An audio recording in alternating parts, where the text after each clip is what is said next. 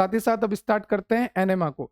Enema की बात करता हूं तो एनेमा को हमने लास्ट लेक्चर में भी देखा था, जब हमने डोजेस फॉर्म पढ़ा था तब अच्छे से देखा था कि अगर आपको सर्जरी में जाना है या अगर आपको कोलोन और रेक्टम की अच्छे से सफाई करनी है तो उस कंडीशन में हम एनेमा देते हैं। ठीक है, तो ध्यान से सुनना। एनेमा क्या करता है, बोवेल मूवमेंट को स्टिमुलेट करता है। हमारी जो बोवेल मूवमेंट होती है, हमारी जो इंटेस्टाइन के बाद रेक्टम वगैरह है, जो जीआईटी के आगे की मूवमेंट है, जो डाइजेस्टिव ट्रैक्ट के आगे की मूवमेंट है, उसको ये क्या करता है, स्टिमुलेट करता है। हमारे बोवेल मूवमेंट को स्टिमुलेट करता है। जैसे मान लीजिए कॉन्स्टिपेशन हो रहा, कब्ज बन रही है, बिल्कुल भी पोटी साफ नहीं आ पा रही है, आप फ्रेश सही से नहीं हो पा रहे हैं, तो उस कंडीशन में एनेमा दिया जाता है आपके एनस के थ्रू, है ना। वहां पर एनेमा दिया जाता है, लिक्विड को इंसर्ट किया जाता है आपके एनस के थ्रू, ताकि वो लिक्विड क्या करता है, जैसे ध्यान से सुनना, ये आपका रेक्टम है ना।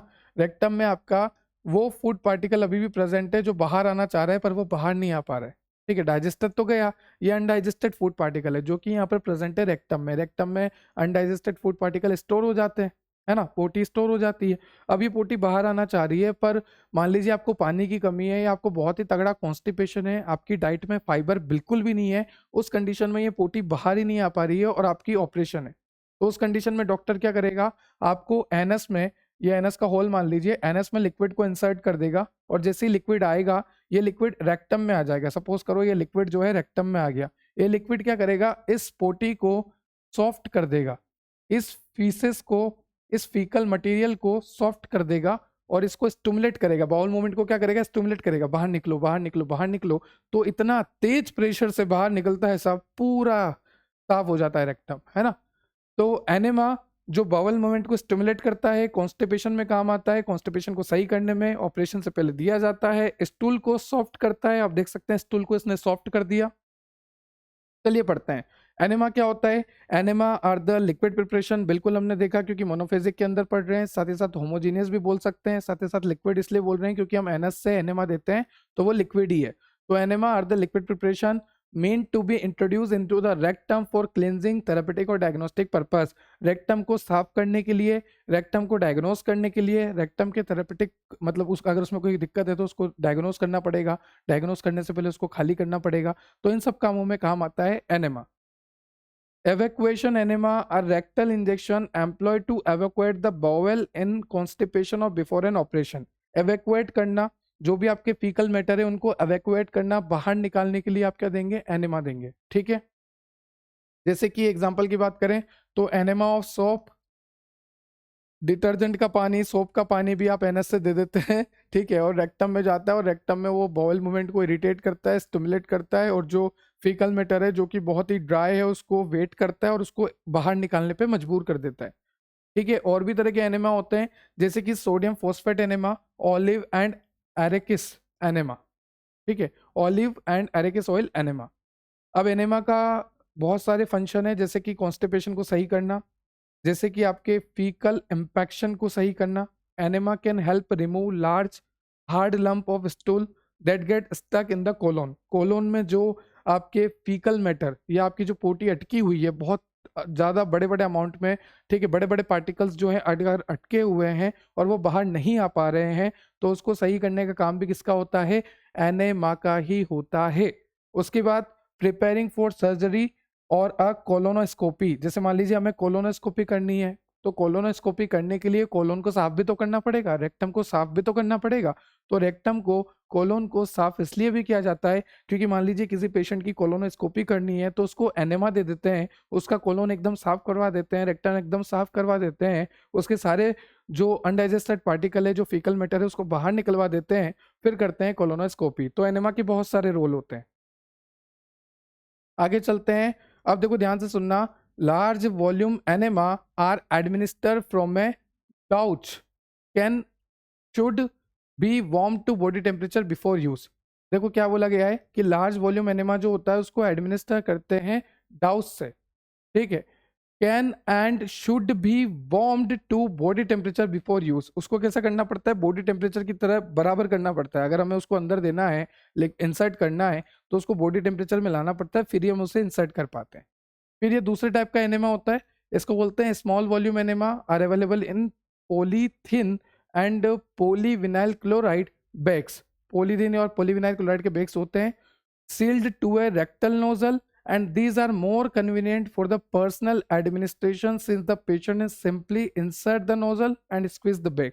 ये बहुत ही ज्यादा कन्वीनियंट होता है, बहुत ही ज्यादा आसान होता है बोलने में ठीक है, क्योंकि यहाँ पर लिखा हुआ है तो बोलने में आसान है, पर सपोज करो कि यहाँ पे बंदा खड़ा है बेचारा, उस बंदे के एनस में इस बोतल के इस नोजल को लगा देना, उसके बाद इस तरह से इस बोतल को दबाते रहना ताकि वो लिक्विड उसके एनस में चाहता रहे, तो ये तो बिल्कुल पेनफुल है ना, एम्ब्रेसिंग भी है, एम्ब्रेसमेंट भी होती है, शर्म भी आती है, दर्द भी होता है, तो ये सारी चीजें इसमें डिसएडवांटेज की तरह आप लिख सकते हैं, ठीक है, क्योंकि यहाँ पे तो मोर कन्वीनियंट लिखा है कि बड़े आसानी से हो जाएगा, पर बड़ी दिक्कत आती है कैसे आप उसको इंसर्ट करोगे। ये जो नोजल है, इस नोजल को एनस में इंसर्ट करना, उसके बाद ये जो बैग है इसके अंदर एनेमा का लिक्विड है, तो इसको इस तरह से स्क्विज करना है, स्क्विज करना है, स्क्विज करना है। जब आप इसको स्क्विज करोगे तो यहाँ से एनेमा निकल के इसमें जाएगा नोजल में, और नोजल से सीधा पेशेंट के एनस के थ्रू रेक्टम में, ठीक है। फिर नेक्स्ट आपको दे रखा है सिरप। अब देखो सिरप, एलिक्सियर और लिनीमेंट और लोशन, इन दोनों के डिफरेंस मैंने आपको पढ़ा रखे हैं, मैं ऐड कर देता हूँ। पहले आपको मैं दिखाता हूँ कि सिरप क्या होता है लेक्चर में, है ना, सिरप के मेथड ऑफ प्रिपरेशन भी बताऊंगा, सारे मेथड ऑफ प्रिपरेशन मैंने पढ़ा रखे हैं। फिर मैं आपको एलिक्सियर दिखाऊंगा, एलिक्सियर की भी मेथड ऑफ प्रिपरेशन पढ़ाऊंगा। अब एलिक्सियर भी दो तरह के होते हैं, एक होता है मेडिकेटेड, एक होता है नॉन मेडिकेटेड। ध्यान से सुनना, एलिक्सियर एक होता है मेडिकेटेड, एक होता है नॉन मेडिकेटेड। अब नाम से पता लग रहा है मेडिकेटेड मतलब कि कोई ना कोई एक्टिव फार्मास्यूटिकल इंग्रेडिएंट होगा, कोई ना कोई ड्रग होगा जो एक्शन दे रहा है। मेडिकेटेड कोई ना कोई ड्रग होगा जो एक्शन देने वाला होगा। एक हो गया नॉन मेडिकेटेड, कोई ड्रग नहीं है ना, उसमें कोई ड्रग नहीं है, कोई फार्माकोलॉजिकल एक्शन नहीं है, कोई एपीआई नहीं है, कोई उसमें लीड कंपाउंड नहीं है ना, वो हो गया नॉन मेडिकेटेड। तो चलिए जाइए और सिरप और एलिक्सियर में सबसे पहले तो डिफरेंस देखिए। सबसे पहले मैं आपको सिरप एलिक्सियर में डिफरेंस बताऊंगा, ठीक है, डिफरेंस देख के आइए। सिरप जो होता है कंसंट्रेटेड एक्वस सॉल्यूशन है सुक्रोज का, और वहीं अगर मैं बात करूं एलिक्सियर की तो यह क्लियर हाइड्रो अल्कोहलिक लिक्विड है। ओके, तो एलिक्सियर क्या है, एक क्लियर हाइड्रो अल्कोहलिक लिक्विड, और सिरप क्या है, concentrated aqueous solution of sucrose. S से सिरप, एस से सुक्रोज। ओके, नेक्स्ट पॉइंट है vehicle is mainly purified water, और अगर एलिक्सियर की बात करूं तो व्हीकल कौन होता है, अल्कोहल एंड वाटर। मेनली कौन होता है, अल्कोहल। तो ये डिफरेंस है आपको कि सिरप में जो व्हीकल होता है वो प्यूरिफाइड वाटर होता है, वहीं अगर बात करूं एलिक्सियर की तो वहां पर व्हीकल जो होता है वो मेनली अल्कोहल एंड वाटर होता है। सिरप देखो आपको थर्ड पॉइंट में दे रखा है कि सिरप होते हैं तीन तरह के, medicated, non medicated and flavoured. वहीं अगर मैं बात करूं एलिक्सियर की तो एलिक्सियर होते हैं दो तरीके से, मेडिकेटेड, नॉन मेडिकेटेड। ओके, तो सिरप होते हैं तीन तरीके से, मेडिकेटेड, नॉन मेडिकेटेड, फ्लेवर्ड, और एलिक्सियर होते हैं मेडिकेटेड, नॉन मेडिकेटेड। ठीक, जो सिरप होते हैं वो मोर विस्कस होते हैं देन एलिक्सियर। एलिक्सियर से भी ज्यादा विस्कस गाढ़ा कौन होता है, सिरप होता है। तो सिरप जो है ज्यादा विस्कस होता है और एलिक्सियर जो है कम विस्कस होता है। ठीक है, नाउ नेक्स्ट पॉइंट है it is not a clear solution. जो सिरप होता है वो क्लियर सॉल्यूशन नहीं होता, जबकि बात करूं एलिक्सियर की तो it is brilliantly clear solution. बिल्कुल क्लियर सॉल्यूशन होता है एलिक्सियर का। पर अगर मैं बात करूं सिरप की तो सिरप का सॉल्यूशन क्लियर नहीं होता और सिरप ज्यादा विस्कस भी होता है। तो syrup is more viscous and syrup का सॉल्यूशन क्लियर नहीं होता। पर वहीं अगर मैं बात करूं एलिक्सियर की तो एलिक्सियर का सॉल्यूशन एकदम क्लियर होता है और वो कम विस्कस होता है। ठीक है, नाउ नेक्स्ट पॉइंट देखते हैं यहाँ पर, there is no need of preservative in simple syrup. अगर मैं सिंपल सिरप बना रहा हूं तो वहां पर प्रिजर्वेटिव की कोई भी जरूरत नहीं होती। पर वहीं अगर मैं बात करूं एलिक्सियर की तो एलिक्सियर में प्रिजर्वेटिव चाहिए ही चाहिए। ठीक है, तो सिरप में कोई भी प्रिजर्वेटिव नहीं चाहिए, सिंपल सिरप की बात कर रहा हूं मैं, और एलिक्सियर में प्रिजर्वेटिव चाहिए। नेक्स्ट है आपके पास यहाँ पर पॉइंट, सिरप की तरफ लिखा हुआ है, सिरप के लिए यहाँ पर पॉइंट दे रखा है कि it contain 66.7% weight by weight sucrose. ठीक है, अगर मैं आईपी के अकॉर्डिंग देखूं, इंडिया फार्माकोपिया के अकॉर्डिंग, तो 66.7 वेट बाय वेट सुक्रोज मिलता है। और अगर मैं यूएसपी के अकॉर्डिंग देखूं तो 85% वेट बाय वॉल्यूम होता है सिंपल सिरप में। ठीक है, तो वेट बाय वेट कितना, 66.7 आईपी के अकॉर्डिंग। और इसी को अगर मैं बोलूं 85% वेट बाय वॉल्यूम यूएसपी के अकॉर्डिंग। यूएसपी क्या होती है, यूनाइटेड स्टेट की फार्माकोपिया। ठीक है, और यहाँ पर देखो there is no such concentration found in elixir. वहां पे कोई भी कंसंट्रेशन नहीं है सुक्रोज की एलिक्सियर में। ठीक है, mainly used as a vehicle, जो सिरप होता है एज अ व्हीकल हम यूज करते हैं, और जो एलिक्सियर होता है mainly use to formulate potent drug बनाने की काम आता है। तो एक बार सारे डिफरेंस को मैं रिवाइज करा देता हूं आपको। देखो, जो सिरप होता है वो कंसंट्रेटेड एक्वस सॉल्यूशन है सुक्रोज का, और ये क्लियर है। एलिक्सियर जो है क्लियर हाइड्रो अल्कोहलिक लिक्विड। ठीक है। सेकंड पॉइंट है vehicle is mainly purified water. जो सिरप है उसमें प्यूरिफाइड वाटर को हम व्हीकल के रूप में यूज करते हैं। पर एलिक्सियर में व्हीकल क्या होता है? अल्कोहल। एलिक्सियर को दारू की आदत है, ऐसे याद रख लो। ठीक है। जो सिरप होता है वो 3 तरह से होता है, मेडिकेटेड, नॉन मेडिकेटेड, फ्लेवर्ड। जो एलिक्सियर होता है वो 2 तरह से होता है, मेडिकेटेड, नॉन मेडिकेटेड। जो सिरप होता है वो ज्यादा विस्कस होता है और उसका जो सॉल्यूशन होता है वो ज्यादा क्लियर नहीं होता। एक बात बताओ, जब सिरप विस्कस है तो उसका सॉल्यूशन भी क्लियर होगा ही नहीं ना, सीधी सी बात है। और इधर एलिक्सियर जो है विस्कस नहीं है और यहाँ पर एलिक्सियर का सॉल्यूशन भी बिल्कुल शानदार तरीके से क्लियर होता है। ठीक है। तो सिरप को अगर मैं देखूं तो मोर विस्कस है और उसका सॉल्यूशन भी क्लियर नहीं होता। पर वहीं अगर मैं बात करूं एलिक्सियर की तो वो कम विस्कस है और उसका सॉल्यूशन भी क्लियर होता है। ठीक है। सिंपल सिरप में कोई भी प्रिजर्वेटिव की जरूरत नहीं है और एलिक्सियर में प्रिजर्वेटिव की जरूरत है। जो सिंपल सिरप है या फिर सिरप है वहां पर 66.7 वेट बाय वेट सुक्रोज की कंसंट्रेशन होती है अकॉर्डिंग टू आईपी और according to USP 85% weight by volume. पर ऐसी कोई भी कंसंट्रेशन हमें एलिक्सियर में देखने को नहीं मिलती। जो हमारा सिरप है वो हम व्हीकल के तौर पे यूज लेते हैं। पर अगर मैं बात करूं एलिक्सियर की तो वो जो है एलिक्सियर से हम पोटेंट ड्रग का फॉर्मुलेशन करते हैं। तो आई होप आपको ये सारे जो कंसेप्ट क्लियर हो गए होंगे, सारे डिफरेंस आपको क्लियर हो गए होंगे। ये 5 मार्क्स में आए तो पहले सिरप बताना पूरा, फिर आप एलिक्सियर बता देना पूरा। ठीक है। मेरे हिसाब से इतना डिफरेंस काफी है। अब आप डिफरेंस देख के आ चुके हैं, तो अब आप देखिए सिरप और एलिक्सियर की मेथड ऑफ प्रिपरेशन। चलिए देख कर आइए। तो सिरप को बनाने के लिए 4 मेथड्स होती हैं। सबसे पहला है सॉल्यूशन विथ हीट, दूसरा है एजिटेशन विदाउट हीट, तीसरा है addition of sucrose to liquid medicament and fourth one is percolation method. इस परकोलेशन मेथड को आप 5th सेमेस्टर में फार्माकोग्नोसी में जो यूनिट नंबर 5th है ना आपकी, यूनिट नंबर 5th में आपको डिटेल स्टडी मिलेगी परकोलेशन मेथड की। तो फिलहाल आप इतना याद रखिए, सिरप बनाने के 4 मेथड होते हैं, solution with heat, agitation without heat, यहाँ पर हीट की जरूरत नहीं है, यहाँ पर एजिटेशन होता है, मिक्सिंग होती है, और यहाँ पर है एडिशन ऑफ सुक्रोज, सुक्रोज का एडिशन करना है लिक्विड मेडिकामेंट में, और फोर्थ वन है आपका परकोलेशन मेथड। तो वन बाय वन देखते हैं। सबसे पहला है आपका सॉल्यूशन विथ हीट, फिर हम देखेंगे परकोलेशन। 2 मेथड काफी है, वरना आप देख लेना, बहुत ईजी है। मैं आपको लैंग्वेज से बताता हूं कि आप किस तरह से शॉर्ट आंसर बना सकते हैं खुद के लिए याद करने के लिए। लैंग्वेज तो आपको यही लिखनी है, पर शॉर्ट आंसर कैसे बनाए देखो। जैसे पहला है आपका सॉल्यूशन विथ हीट। ठीक है। तो सबसे पहले आपको यहाँ पर लेना है प्यूरिफाइड वाटर। प्यूरिफाइड वाटर का टेम्परेचर आपको बढ़ा देना है 80 to 85 डिग्री सेल्सियस तक। ठीक है सर, हमने सबसे पहले ले लिया प्यूरिफाइड वाटर। इस प्यूरिफाइड वाटर का टेम्परेचर बढ़ा के कितना कर दिया? 80 to 85 डिग्री सेल्सियस। उसमें आप ऐड कर दीजिए सुक्रोज। क्या ऐड करेंगे? सुक्रोज ऐड कर दो, और सुक्रोज जैसे ही आप ऐड करोगे उससे आप शेक कर दो। अभी तक क्लियर हो गया? सबसे पहले लिया प्यूरिफाइड वाटर, उसका टेम्परेचर बढ़ा के कर दिया 80 to 85 डिग्री सेल्सियस। उसके बाद उसमें सुक्रोज को ऐड कर दिया और उसको शेक कर दिया। अब यहां पर टेम्परेचर अभी भी 80 to 85 डिग्री सेल्सियस है, तो इसे मैंने रख दिया और ठंडा होने दिया, और ठंडा होते होते, कूल डाउन होते होते ये रूम टेम्परेचर पे आ गया। और जब ये कंटेनर, इसके अंदर का सॉल्यूशन जब 80 to 85 डिग्री सेल्सियस से ये रूम टेम्परेचर तक आ जाए, तो उसके बाद इसमें heat sensitive material as well as volatile agent को मैं ऐड कर दूंगा। नाम से पता लग रहा हीट सेंसिटिव मटेरियल। अगर इस हीट सेंसिटिव मटेरियल को मैं इसी टेम्परेचर पे ऐड कर देता तो ये खराब हो जाता। डेट्स वाई मैंने इसको वेट करा कि कूल डाउन हो जाए, और कूल डाउन होके ये रूम टेम्परेचर पे आ जाए, और जैसे ये रूम टेम्परेचर पे आता है फिर मैं क्या ऐड कर देता हूँ? Heat sensitive material as well as volatile agent. ठीक है सर, हमें यहाँ तक क्लियर हो गया कि सबसे पहले आपके पास प्यूरिफाइड वाटर था, उसका टेम्परेचर आपने बढ़ा दिया 80 to 85 डिग्री सेल्सियस। उसके बाद आपने उसमें सुक्रोज ऐड कर दिया, फिर आपने उसको शेक कर दिया। अब उसको आपने ठंडा होने दिया और रूम टेम्परेचर पे आने दिया 80 to 85 से रूम टेम्परेचर पे। जैसे ही वो आया आपने हीट सेंसिटिव मटेरियल को ऐड कर दिया और वोलेटाइल एजेंट को ऐड कर दिया। उसके बाद आपने यहाँ पर देखा था जब purified water 80 to 85 degree Celsius था तो मैंने सुक्रोज को ऐड किया था। अब सुक्रोज इतने ज्यादा टेम्परेचर में हाइड्रोलाइज हो जाता है। Due to presence of heat sucrose is hydrolysed, और सुक्रोज हाइड्रोलाइज्ड होके कन्वर्ट हो जाता है आपके डेक्सट्रोज में, आपके फ्रक्टोज में। दोनों ही इन्वर्ट शुगर कहलाती है, और इस प्रोसेस को हम कहते हैं इन्वर्जन की प्रोसेस।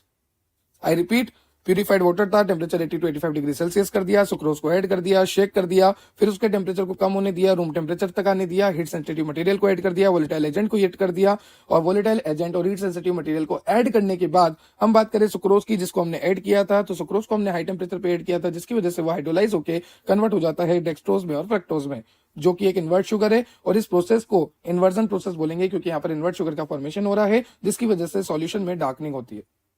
तो ये पहला मेथड था जिसका नाम था सॉल्यूशन विथ हीट, और यहाँ पर एज इट इज थ्योरी लिखिए जो मैंने आपको बोला है। देखो, temperature of purified water is increase to 80 to 85 degree Celsius, sucrose is added and shaken, and add heat sensitive material volatile agent. कब ऐड करेंगे? after the solution attain the room temperature. During heating, the sucrose is hydrolyzed, result in the formation of dextrose as well as fructose. These two sugar together called invert sugar, and the process is known as inversion. The inversion lead to the darkening of the solution. तो ये जो भी लिखा था उसका मैंने कितना simple आपको कन्वर्ट करके दिखा दिया।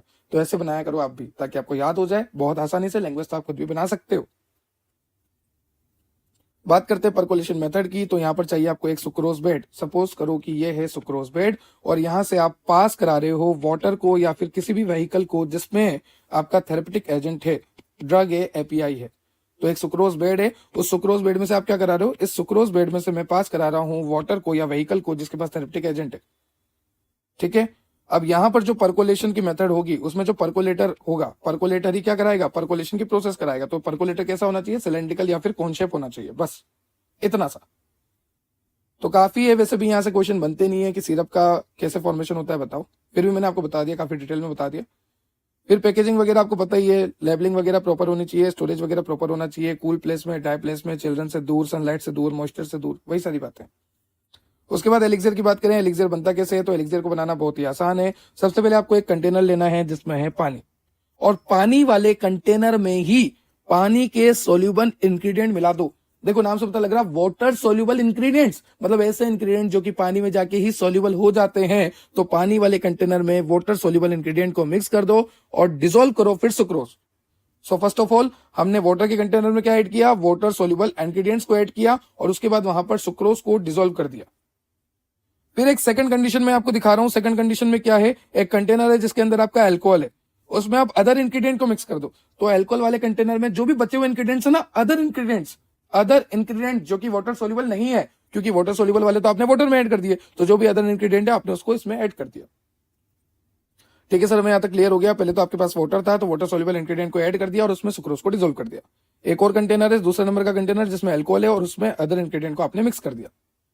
अब जो आपका एक्वस सॉल्यूशन है, ये जो पानी वाला सॉल्यूशन है ना, एक्वस सॉल्यूशन, इस तरह से अगर मैं बनाऊं, ठीक है, इस तरह से, ये मान लो एक्वस सॉल्यूशन था, तो ये एक्वस सॉल्यूशन को मैं ऐड कर रहा हूं किसमें, अल्कोहल वाले में। नीचे वाला क्या है, अल्कोहल, अल्कोहल में ऐड कर रहा हूं मैं एक्वस को, वाटर वाले को। धीरे धीरे aqueous solution is added to alcoholic solution with constant stirring. और स्टीयरिंग कैसे हो रही है यहाँ पर, कांस्टेंट, इस तरह से स्टीयरिंग हो रही है। देखो मैं बताता हूँ, इस तरह से स्टीयरिंग कांस्टेंट हो रही है, मिक्सिंग हो रही है यहाँ पे, जैसे जैसे एडिशन हो रहा है कांस्टेंट स्टीयरिंग के साथ हो रहा है, कांस्टेंट स्टीयरिंग के साथ।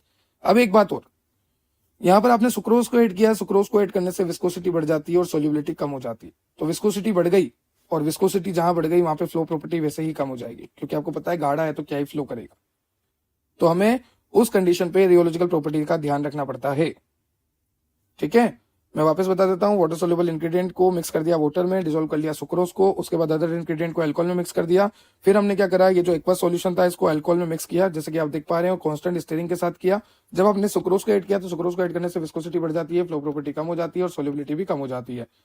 ठीक है, इसलिए आपको रियोलॉजिकल प्रॉपर्टी का ध्यान रखना है। रियोलॉजिकल मतलब प्रो प्रॉपर्टी का ध्यान रखना है। एट लास्ट एलिक्सर जो होना चाहिए आपका ब्रिलियंटली क्लियर होना चाहिए, एकदम क्लियर सॉल्यूशन होना चाहिए। और अगर आपको जरूरत है उसे क्लियर करने की, तो आप कर भी सकते हैं with the help of purified talk और सिलिशियस अर्थ। एलिक्सर की पैकिंग की बात करूं तो ग्लास और प्लास्टिक के कंटेनर होने चाहिए। Due to the volatile nature of some of the component of elixir, elixir should be packed in tight container and not stored at high temperature. वही वाली बात हो गई, टेम्परेचर ज्यादा मत करो, एयर टाइट कंटेनर रखो और प्लास्टिक और ग्लास का कंटेनर लो। एलिक्सर में कुछ वोलेटाइल होता है, वोलेटाइल का मतलब जो वेपर बन के उड़ जाए, तो उन सबको बचाने के लिए आपको इसको टाइटली पैक करना होता है। तो ये हो गया आपका एलिक्सर का मेथड ऑफ प्रिपरेशन। अब आप सिरप और एलिक्सर की मेथड ऑफ प्रिपरेशन भी देखकर आ चुके हैं, तो चलिए आगे चलते हैं। यहाँ पर डिफरेंस भी लिखे हुए हैं, आप चाहें तो रीड कर सकते हैं। उसके बाद लिनीमेंट और लोशन की बात करते हैं। अब लिनीमेंट क्या होता है, देखो लिनीमेंट और लोशन के डिफरेंस को भी पूछा जाता है, वो भी मैं आपको ऐड कर दूंगा। आप चाहो तो मैं यहाँ पर भी आपको दिखा दूंगा, आप पढ़ सकते हैं। सबसे पहले लिनीमेंट की बात करते हैं। तो लिनीमेंट और कुछ नहीं, बाम, झंडू बाम, जैसे एक एग्जाम्पल दूं, बाम होता है। तो अगर मैं लिनीमेंट को लगाऊंगा, जब भी आप, एक एग्जाम्पल दे रहा हूँ, जब भी आप झंडू बाम को लगाओगे, कहाँ पर है झंडू बाम, लेकर आता हूं मैं। ठीक है, ये देखो, सपोज ये झंडू बाम है, इसको मैंने निकाला है ना, ये झंडू बाम ही है, इसको मैंने यहाँ पे लगाया, तो अब मुझे क्या होगा, थोड़ा थोड़ा इरिटेशन होना लगेगा, है ना, थोड़ा थोड़ा जलन होती है। जब भी आप बाम लगाते हैं तो बाम लगाने के बाद जलता है ना, ऐसे जलन होती है, इरिटेशन होती है। पर फिर क्यों लगाते हैं इस बाम को, इस बाम को इसलिए लगाते हैं ताकि मेरा सर दर्द ठीक हो जाए। अगर मुझे सर दर्द है तो मैं इस बाम को लूंगा और मैं इस तरह से यहाँ पे लगा लूंगा, और इस तरह से यहाँ पर लगा लूंगा। सर लगा क्यों रहे हो, बता दो बस। अरे भाई सच में सर दर्द हो रहा है। तो इस तरह से मैं इस तरफ लगा लूंगा और इस तरफ भी लगा लूंगा इस लिनीमेंट को। जब मैंने इसको लगाया तो अब मेरे को हल्की हल्की इरिटेशन होना स्टार्ट हो गई, है ना। मुझे हल्का हल्का इन्फ्लामेशन होना स्टार्ट हो गया, इरिटेशन होना स्टार्ट हो गया, जलना स्टार्ट हो गया, पर मेरा सर दर्द इससे सही हो जाएगा, ये बात ध्यान रखना। तो लिनीमेंट और कुछ नहीं है, यही है। यहाँ पे देखो मैंने लिखा हुआ है बाम। पर लिनीमेंट को हम कभी भी ब्रोकन स्किन पे नहीं लगाते, क्योंकि नॉर्मल स्किन पे ये इतनी इरिटेशन देता है। अगर इसको कटी हुई स्किन पे लगा लिया तो बहुत दिक्कत आती है। तो लिनीमेंट कभी भी ब्रोकन स्किन पे नहीं लगाते। और लिनीमेंट एक तरह से बाम एग्जाम्पल से समझा रहा हूँ, ठीक है। लिक्विड और सेमी लिक्विड प्रिपरेशन, ठीक है, meant for application to the skin. Skin पे लगा सकते हैं sir. The liniment are usually applied to skin with friction and rubbing on skin. देखो मैंने जब लिनीमेंट लगाया तो आप देख सकते हैं फ्रिक्शन आया, रब करना पड़ा मुझे, है ना, रब करना पड़ रहा है, रबिंग करनी पड़ रही है, फ्रिक्शन आ रहा है। तो ये जो है फ्रिक्शन से लगेगा और रबिंग से लगेगा। जो भी मेरा अफेक्टेड एरिया है, मेरा सर दुख रहा, लगा दिया, है ना। यहाँ पे मैंने क्या करा, फ्रिक्शन आया, मुझे रबिंग करनी पड़ी मुझे, ठीक है। द लिनीमेंट में बी अल्कोहलिक और ऑयली सॉल्यूशन और emulsion. In alcoholic preparation alcohol help in the penetration of medicament. देखो लिनीमेंट जो होता है या तो वो अल्कोहलिक प्रिपरेशन हो सकती है, या वो ऑयली सॉल्यूशन हो सकता है, या फिर वो इमल्शन भी हो सकता है, ठीक है। ध्यान से सुनते जाओ। The liniment may be alcoholic, may be oily solution, may be emulsion. In alcoholic preparation, अगर मैं बात करूं इसमें से अल्कोहलिक की, कि अगर लिनीमेंट अल्कोहलिक होता तो क्या होता, तो इन अल्कोहलिक प्रिपरेशन, अल्कोहल क्यों डाला जाता है लिनीमेंट में? Alcohol help the penetration of medicament to the skin and also increase the counter irritation and rubefacient action. Sir ये सब क्या बोले जा रहे हो आप? देखो मैं आपको अच्छे से समझाता हूँ, ध्यान से सुनना। लिनीमेंट जो होता है वो कई तरह से हो सकता है, अल्कोहलिक, ऑयली, इमल्शन टाइप, ठीक है। अब हम पढ़ते हैं अल्कोहलिक प्रिपरेशन की। अगर हमारा लिनीमेंट जो है अल्कोहलिक होता तो, अगर हमारा लिनीमेंट अल्कोहलिक होता तो उसमें अल्कोहल इसलिए डाला जाता है कि अल्कोहल क्या करता है, जो भी ड्रग होती है ना उसको स्किन के अंदर पेनिट्रेट करने में हेल्प करता है। Alcohol help in the penetration of medicament. जो भी हमारे लिनीमेंट में ड्रग होता है, जो भी हमारे लिनीमेंट में ड्रग होता है, उस ड्रग को अल्कोहल क्या करता है, स्किन के अंदर पेनिट्रेट करने की कोशिश करता है, ठीक है। अब साथ ही साथ कौन कौन से इफेक्ट बढ़ाता है अल्कोहल? अल्कोहल बढ़ाता है काउंटर इरिटेंट इफेक्ट। मतलब कि जब भी मैं लिनीमेंट को लगाऊंगा और अगर लिनीमेंट अल्कोहल वाला है, अल्कोहलिक लिनीमेंट है, तो उस समय मुझे काउंटर इरिटेंट इफेक्ट आएगा। मतलब कि इरिटेशन होगी जहां पे मैं उसे लगा रहा हूं। और इरिटेशन क्यों होती है? ताकि वो आराम पहुंचा सके मुझे। साथ ही साथ रूबिफिशेंट एक्शन, इसका मतलब होता है कोज रेडनेस और फीलिंग वार्म। जब भी मैं झंडू बाम लगाऊंगा, अगर मैंने ज्यादा लगा दिया तो लालपन हो जाएगा, है ना, लाल लाल हो जाएगा, वार्मनेस आ जाएगी, गरम गरम हो जाएगा, है ना, हीट अप जनरेट होगा, वार्म हो जाएगा। तो ये सारे एक्शन किसकी वजह से होते हैं? अल्कोहल की वजह से। तो लिनीमेंट जो होते हैं कई तरह के होते हैं, जैसे अल्कोहलिक, ऑयली और इमल्शन। अल्कोहलिक की बात करूँ तो अल्कोहल जो है मेडिकामेंट के पेनिट्रेशन में हेल्प करता है, साथ ही साथ काउंटर इरिटेंट और रूबिफिशेंट एक्शन भी देता है। वहीं अगर ऑयली की बात करूं, ऑयली सॉल्यूशन है अगर आपका liniment, in oily liniment arachis oil is commonly used which spread more easily on the skin. अगर मैं ऑयली लिनीमेंट की बात करूं, लिनीमेंट, लिली तो है नहीं जिंदगी में, लिनी कर लेते, तो ऑयली लिनीमेंट की बात करूं तो यहाँ पर एरेकिस ऑयल यूज करते हैं, ठीक है। कॉमनली यूज करते हैं एरेकिस ऑयल, क्योंकि ये अच्छे से स्प्रेड हो जाए। जब भी मैं लिनीमेंट लगाना चाहता हूं तो वो अच्छे से अगर मुझे स्प्रेड करना है तो वहां पर मुझे एरेकिस ऑयल का यूज करना है। फिर आपको बता रखा है सम लुब्रिकेंट में contain soap which help in easy application of liniment on skin. किसी किसी सम लुब्रिकेंट में कंटेन सोप, यहाँ पर कुछ लिनीमेंट्स की अगर मैं बात करूं तो उसमें सोप भी होता है। सम लुब्रिकेंट में contain soap which help in easy application liniment on the skin, जिसकी वजह से इजीली एप्लीकेबल हो जाता है वो, वही वाली बात लिखिए। नेक्स्ट है आपका liniment should be applied on broken skin, should not be applied. Obviously हमने पहले ही पढ़ा, तभी मैंने डबल पढ़ा। देखो मैंने यहाँ पे लिखा है ना कि not apply on broken skin, तो शुड नॉट, नॉट, ठीक है। Liniment should not applied on broken skin, it may cause excessive irritation, ये मैंने आपको बता दिया। Liniment contain medicament possessing analgesic action, rubefacient action, counter irritant property. देखो ध्यान से सुनना, अभी हमने देखा कि अल्कोहल वाला जो लिनीमेंट था, वो अल्कोहल वाला लिनीमेंट बहुत अच्छा था। क्यों? क्योंकि जो लिनीमेंट में अल्कोहल हमने डाल दिया था उस अल्कोहल की मदद से हमारी जो ड्रग थी, एक तो वो पेनिट्रेट अच्छा कर रही थी और उसके बाद वो 2 एक्शन अच्छे से दे रही थी हमारी ड्रग। कौन-कौन से? एक तो हमारा काउंटर इरिटेंट एक्शन और एक हमारा रूबिफिशिएंट एक्शन। ये दोनों एक्शन अच्छे से दे रही थी ड्रग। कब? जब हमने लिनिमेंट में अल्कोहल ऐड कर दिया। तो अगर मैं बात करूँ लिनिमेंट की, तो लिनिमेंट में जो मेडिकामेंट होता है, वो मेडिकामेंट 2-3 तरह की प्रॉपर्टी शो करता है। एक तो रूबिफिशिएंट एक्शन, एक हमारा काउंटर इरिटेंट एक्शन और साथ ही साथ एनाल्जेसिक एक्शन जो दर्द को दूर कर दे। मैंने आपको बोला ना कि ये दर्द को दूर कर देगा। And applied in joint pain, muscle pain, जब मुझे जॉइंट में पेन है ना, जब मुझे मसल में पेन है, तो उस कंडीशन में भी मैं इसे अप्लाई कर सकता हूँ। चलिए, लेबल पे लिखा होता है फॉर एक्सटर्नल यूज ओनली, सिर्फ बाहर बाहर अप्लाई करें, अंदर अप्लाई ना करें, ठीक है। साथ ही साथ स्टोरेज पे लिखा होता है store in tight close container, जैसा कि आप देख सकते हैं एकदम टाइट क्लोज कंटेनर में स्टोर था वो। फॉर्मुलेशन में लिखा है, जैसे मान लीजिए आपको टर्पेंटाइन लिनिमेंट बनाना है। कौन सा लिनिमेंट बनाना है? टर्पेंटाइन लिनिमेंट, ठीक है। तो आपको क्या क्या लेना है? Soft soap 9 gram, camphor 5 gram, turpentine oil 65 ml and purified water quantity sufficient 200 ml।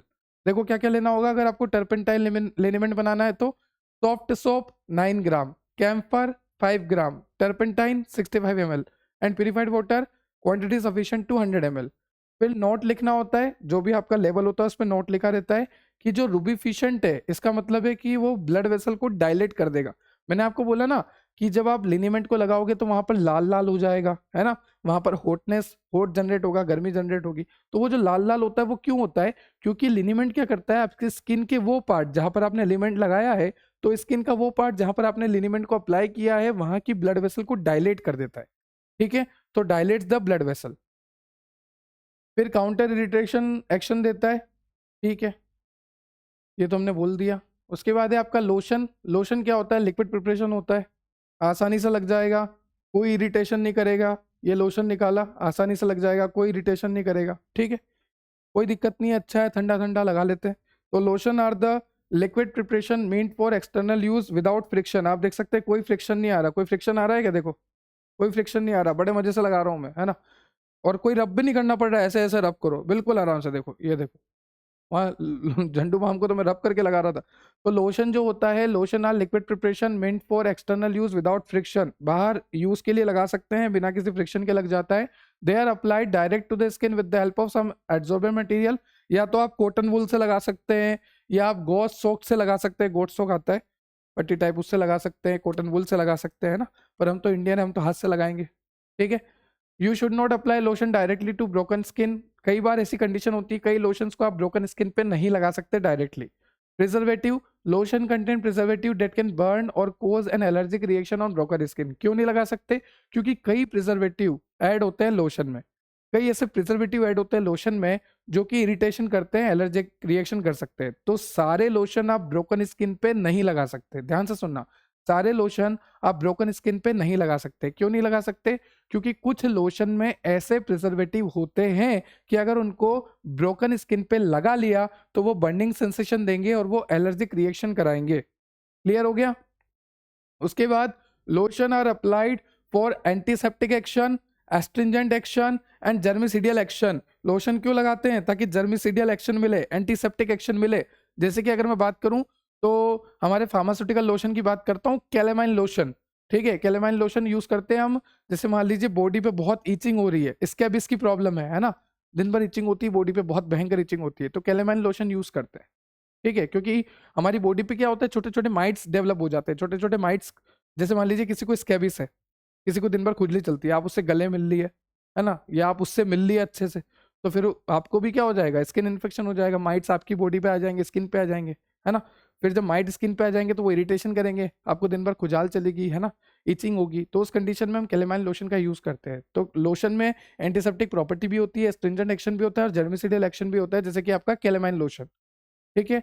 Alcohol is sometime included in aqueous lotion for its cooling and soothing effect. कभी कभी हम अल्कोहल को भी यूज कर लेते हैं, क्योंकि अल्कोहल जो है कूलिंग इफेक्ट देता है और सूथिंग इफेक्ट देता है, अच्छा इफेक्ट देता है और ठंडा ठंडा इफेक्ट देता है, जैसे कि सैलिसिलिक एसिड लोशन। उसके बाद प्रिपरेशन की बात करें, लोशन आर प्रिपेयर्ड बाय ट्राइचूरेटिंग। ट्राइचूरेट का मतलब होता है कि पाउडर्स को एकदम फाइन, है ना, एकदम फाइन छोटे छोटे पार्टिकल में डिवाइड कर देना, grind the fine powder and the ingredient to a smooth paste, हमें क्या करना है कि स्मूथ पेस्ट बना लेना है उससे, ठीक है। उसके बाद ऐड करना है रिमेनिंग लिक्विड ट्राइचुरेशन करते हुए। देखो आपने प्रिपरेशन करी होगी फार्मास्यूटिक्स में, लैब में आपने करी होगी, फाइन पाउडर बना लिया है ना। उसके बाद वो लिक्विड ऐड करते करते उसको ट्राइचुरेट करना होता है, ऐड करते जाओ ट्राइचुरेट करते जाओ, जैसे जैसे लिक्विड ऐड कर रहे हो वैसे वैसे ट्राइचुरेट करते जाओ। तो lotion are prepared by triturating the ingredient to a smooth paste and then adding the remaining liquid phase with trituration। Storage कैसे करेंगे? Lotion should be stored in well close container and air tight container. Obviously air tight container है, well close container है। फिर आपको दे रखा है कि labelling कैसे लिखोगे, तो वहां पर लिख देना एक्सटर्नल यूज ओनली। क्या कैलेमाइन लोशन को पीते थोड़ी ना है, एक्सटर्नल यूज करते हैं ना। मैंने आपको बोला ना कि माइट्स हो जाते हैं, स्केबिस हो जाते हैं, यूज करते हैं। फिर फॉर्मूला जैसे कि कैलेमाइन लोशन लो आ गया। अगर आपको कैलेमाइन लोशन बनाना है तो सबसे पहले आपके पास होना चाहिए कैलेमाइन, ऑब्वियसली सर क्योंकि नाम ही क्या है कैलेमाइन लोशन, तो कैलेमाइन तो होना जरूरी है, बेहद जरूरी है। तो कैलेमाइन होना चाहिए, जिंक ऑक्साइड होना चाहिए, बेंटोनाइट होना चाहिए, सोडियम सिट्रेट होना चाहिए, ग्लिसरीन होना चाहिए, लिक्विड फिनॉल होना चाहिए, रोज वाटर होना चाहिए। I repeat, calamine, zinc oxide, bentonite, sodium citrate, glycerine, liquid phenol, rose water, इन सब के अमाउंट यहाँ पे लिखे हुए हैं। आगे आपको लिनीमेंट और लोशन में डिफरेंस दे रखा है, चलिए मैं बता देता हूँ लिनीमेंट और लोशन में डिफरेंस। सबसे पहले कंपोजिशन की बात करें तो जो लिनीमेंट होता है वो अल्कोहल बेस्ड होता है, वहीं अगर बात करूँ लोशन की तो वो प्राइमरी वाटर बेस्ड होता है। तो लोशन जो होता है वाटर बेस्ड होता है और लिनीमेंट जो होता है वो अल्कोहल बेस्ड होता है, ठीक है। फिर यहाँ पर एक्टिव इंग्रेडिएंट कौन कौन से होते हैं, जैसे कि मेंथोल हो गया, कैम्फर हो गया, कैम्फर मतलब कपूर हो गया आपका, है ना।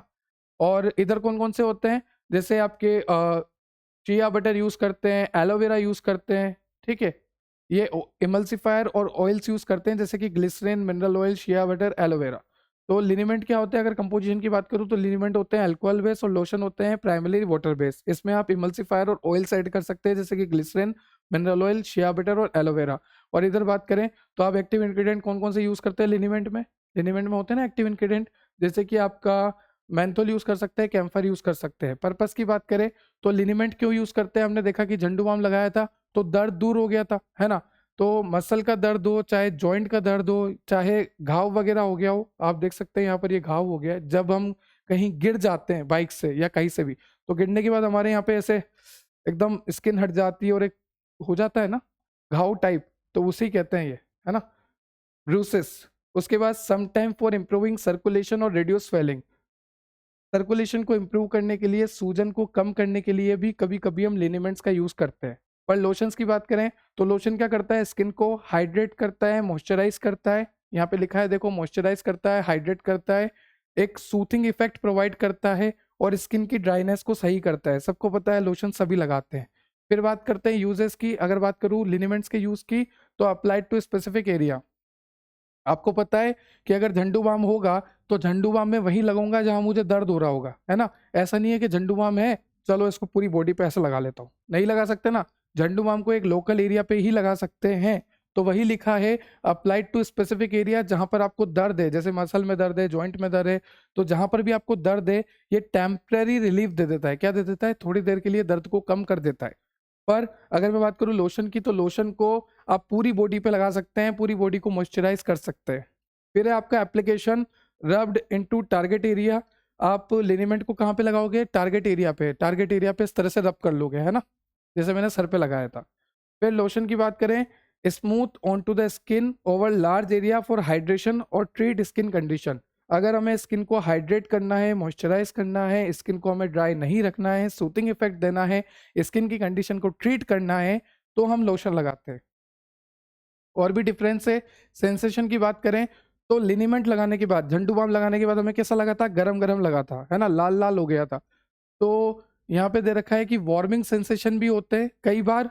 अगर इंग्रेडिएंट अलग हैं तो कूलिंग सेंसेशन भी होते हैं, अल्कोहल वगैरह ऐड कर दिया तो अलग अलग सेंसेशन हो सकते हैं, ठीक है। अगर वार्मिंग सेंसेशन के लिए अलग इंग्रेडिएंट होते हैं, कूलिंग सेंसेशन के लिए अलग इंग्रेडिएंट होते हैं।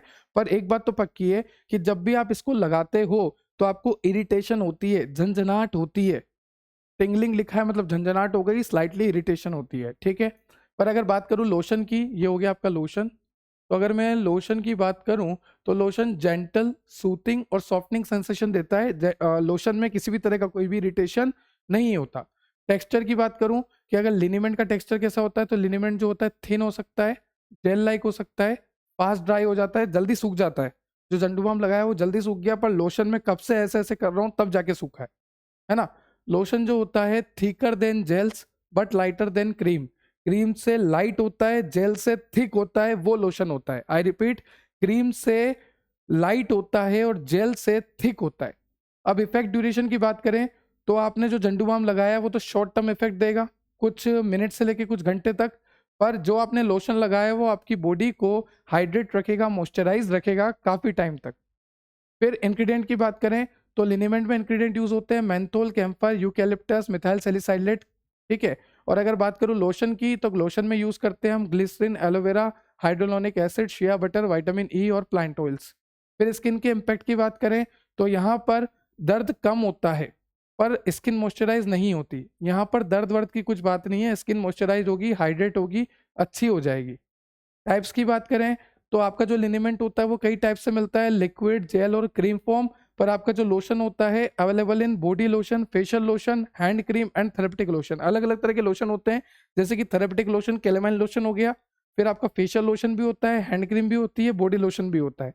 एग्जाम्पल की बात करें तो लिनीमेंट में हो गया टाइगर बाम, है ना, और आपका आईसी होट और बेंगे, ठीक है। और इधर इधर बात करूं लोशन की तो आपका कैलेमाइन लोशन लिख देना, कैटाफिल लिख देना, सेटाफिल, निविया का लोशन आता ही आपको पता ही है, ठीक है। तो ये आपके लोशन और लिनेमेंट के डिफरेंस हो गए। तो आज के इस लेक्चर में हमने बहुत ही डिटेल स्टडी करी है। मुझे पता है कि मेरे लेक्चर बड़े हो जाते हैं, पर मेरे लेक्चर में डिटेल स्टडी होती है जहां पर हम कंप्लीटली कवर कर लेते हैं सारे टॉपिक्स को अच्छे से। हमने मोनोफेजिक लिक्विड डोजेस फॉर्म को कवर किया, एक एक डोजेस फॉर्म को हमने डिटेल स्टडी करी, चाहे वो नेजल स्प्रे हो, चाहे वो फिर आपका एनेमा हो, चाहे वो फिर आपका माउथ वॉश हो, गार्गल हो, सिरप हो, एलिक्सियर हो, आपका लोशन हो, ठीक है, लिनीमेंट हो, कुछ भी हो, हमने सभी को डिटेल स्टडी करा है, सभी की प्रिपरेशन देखी है, स्टोरेज देखी है, यूज देखा है, काम कैसे करते हैं वो देखा है। आई होप आपको लेक्चर क्लियर हुआ होगा। अब नेक्स्ट लेक्चर में बहुत ही डिटेल में और अच्छे से स्टडी करेंगे सस्पेंशन को। तो मिलते हैं नेक्स्ट लेक्चर में सस्पेंशन में। इसके नोट्स आपको वेबसाइट पे मिल जाएंगे, www.depthobiology.com वेबसाइट आप विजिट कर सकते हैं, डाउनलोड कर सकते हैं नोट्स को। तब तक के लिए have a good day, have a nice day, subscribe and share for more. Thank you.